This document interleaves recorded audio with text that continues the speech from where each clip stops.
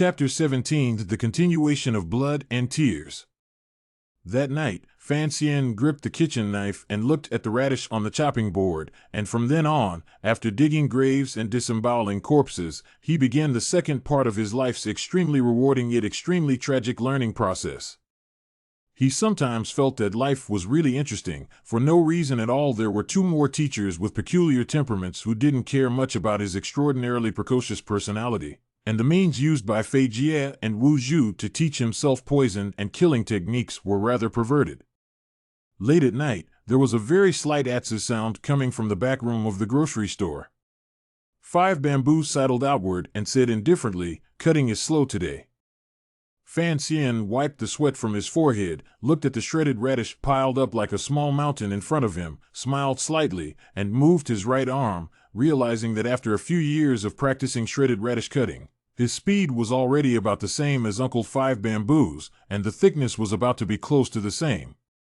However, as his right arm swelled and faded, ached and healed, and still made a sound when he practiced, Fan Xian knew that he was still far from 5 Bamboo's control of the knife in his hand.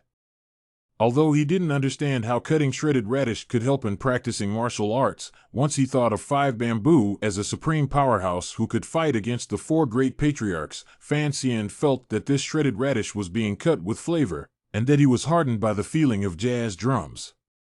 Naturally, the training he received here at 5 Bamboo was far more than that. There were also squatting horse steps and climbing cliffs and other very mundane things. Only 5 Bamboo's training requirements were too perverted. Squatting horse steps to the point of not being able to squat on a toilet bowl, cutting vegetables to the point of cramps in his hands, and running to the point of not being able to wake up from a nap. The most painful thing was, every 3 days, 5 Bamboos would practice against him in a remote place outside Tanyu Port, or simply put, it was the absolute powerhouse blind 5 Bamboos violently beating up the underage child Fan Xian.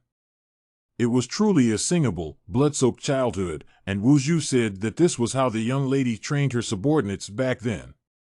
Fan Xian had a big headache from these 3-from-1 principles, the so-called 3-from-1, meaning large volume training from the hard, strict, and real-world combat needs, which was the most useful means for Chinese athletes to sweep up gold medals in Fan Xian's previous life. However, Fan Xian remained uncomplaining, doing all these things with a slightly shy smile on his face.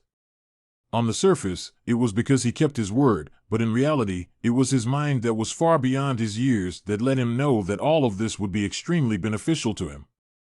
The nameless hegemonic true qi in his body has become more and more violent over the past few years, although outside of the Dantian, there is still the snowy mountain at the back waist to accommodate, but the body that is not yet fully developed is still a bit unable to prohibit the true qi in the meridians of the invasion of the phenomenon of true qi overflowing from time to time, and whenever this happens, he will always be surrounded by some of the furniture and things like this suffered. If this situation is allowed to develop, there will always be a day. The speed of the accumulation of true qi will exceed the speed of the maturation of the body meridians, so that he burst and died. Just can't expect the blind 5 Bamboo really don't have any method of subduing the violent true qi in his body. Just let him keep exercising his body, will adjust the body's function to an excellent state, and then use the method of cutting radish shredded to let him exercise his mind, not hasty, not dry. A few years down the line, in the subtle, let him for the control of true qi stabilized a lot. In regards to death, all the people alive in this world were not as experienced as Fan Xian, so there was no one who was more afraid of death and cherished life more than him. So when he knew that 5 Bamboo's training was helpful in overcoming the side effects of his overbearing volume, he silently persevered. Fan Xian thought about it later and realized the deeper meaning implied by these actions of 5 Bamboo. If true qi was a furnace fire and he was the furnace, then exercising one's muscular energy was the same as building a sturdy furnace, while exercising one's mind and honing one's spirit was the same as opening up a small opening on the furnace to be able to effectively control the fire. As for every day by the 5 Bamboo with a heavy hand hammering, Fan Xian can only explain himself as, this is 3 from a big inside from the actual combat. It is the iron does not hammer, not a weapon. Just really hurt. In the morning, Fan Xian woke up from the bed, rubbed some wooden eyes, climbed up, leapt into the maiden's nest, sniffing the gentle body fragrance left in the nest, pouted, 9 points satisfied. The maid CC was combing her hair with a comb, and when she realized that he had risen, she laughed and went to her own side of the bed, yanking the boy, who was twisting her bedding like an octopus, out of the bed. And not being able to comb her hair any further, she casually gathered it together and got up to go and prepare the hot water for the morning washing utensils. Fan Xian climbed up from the quilt, sat on his butt on the pillow he had made for CC out of cotton, lifted up his own pants and looked inside, reciting his favorite drunken punch from his previous life when he hadn't yet developed a disease, and gesturing rock paper scissors with his right hand. Who's lewd? I'm lewd. Who's lewd? You're lewd.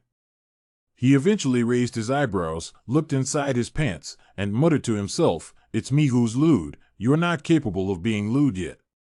Having come to this world for many years, Fan Xian had long since gotten used to this corrupt life of clothes on his back, so he yawned while waiting for the maid to return. Unexpectedly, after waiting for half a day, he nearly collapsed into another nap and didn't wait for the hot towel that came up to his face. He didn't know what had happened, but the sound of scolding came from the courtyard. Fan Xian dressed himself and curiously pushed the door out, and at once saw something that upset him. In the garden, housekeeper Zhou, who was obviously in a somewhat dejected state of mind, was scolding the maid CC very fiercely, as if the reason was that CC was in a hurry to come out to serve hot water, so her hair had not been combed and her clothes had not been put on neatly, and next to her a few maids were gathering around with faces full of fear. This Zhou butler came from Kyoto the year before last, and Fan Xian naturally knew very well that it was that aunt who had sent him to keep an eye on him, but for more than a year, the butler had behaved honestly, and Fan Xian had been keeping an eye on him secretly, and had not found that he had done anything, so he had been letting him be. But today, the butler actually berated his maid, which made Fan Xian very unhappy, and he was a very protective person. He narrowed his eyes and walked over, pleading with the housekeeper for a few moments of mercy, but for some reason, the housekeeper was particularly insistent today, insisting on letting CC go to the backyard to receive the family law. Fan Xian wrinkled his eyebrows, raised his pretty face to look at this butler, and said with a cheeky grin, "My maid, I'll take her back to be in charge." This sentence seemed to be very plain, and even somewhat of a sign of weakness. The surrounding maids, however, heard some other flavors and got scared, not knowing that the biggest hidden danger of the entire house of Sananbo, the conflict between the two rooms of Kyoto and Tanyu, did not know if it could still be suppressed.